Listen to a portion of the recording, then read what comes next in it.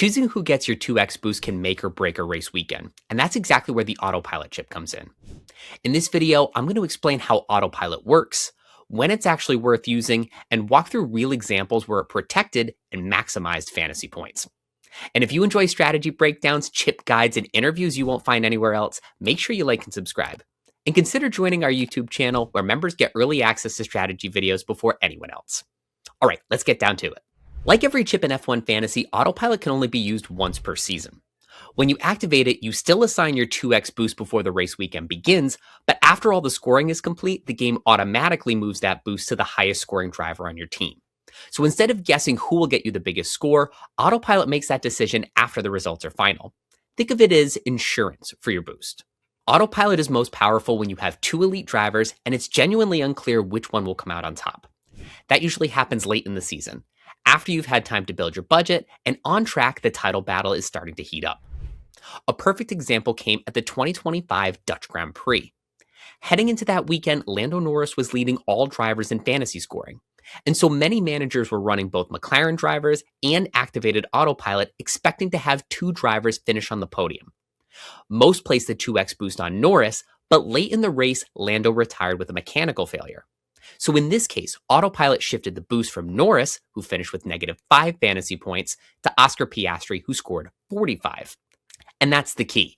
Autopilot doesn't chase upside, it protects you when chaos hits. The Dutch Grand Prix shows how Autopilot protects you from disaster, but it's not just about damage control. It helps when volatility creates opportunity. So for example, on wet weekends, DNFs are more likely and strategy gets unpredictable. So Autopilot makes sure you get the most out of your 2x boost if conditions flip the script.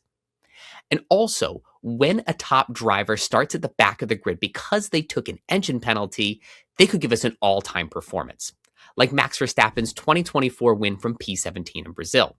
That still holds the record for the most fantasy points in a single race.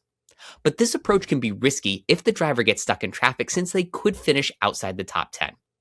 If you take advantage of an engine penalty like this, I'd make sure you have at least one other top driver on your team for Autopilot to move the boost onto in case things go wrong. Now, if we looked at how top players used it last season, there's a clear pattern. Among the top 500 teams, 21.8% used it in the Netherlands, 18.6% used it in Austin, and 19.4% in Brazil. All second half races, all during a three-way title fight between Norris, Verstappen, and Piastri, and all at a point in the season when we've had a chance to build our budgets and afford two elite drivers. Autopilot is most valuable when your team has multiple drivers capable of top scores. Let's look at one more example to make it crystal clear how the mechanics play out for Autopilot. At the 2025 Australian Grand Prix, this team started the weekend with the 2x boost on hometown favorite Oscar Piastri. After the race, George Russell ended up scoring more points than any other driver on that team. So once the scoring was finalized, Autopilot automatically moved the boost from Piastri to Russell, maximizing this team's score without the player needing to predict it perfectly beforehand. No panic, no second guessing, just optimal points.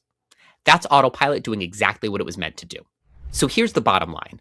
Autopilot isn't a gamble for more, it's insurance against regret.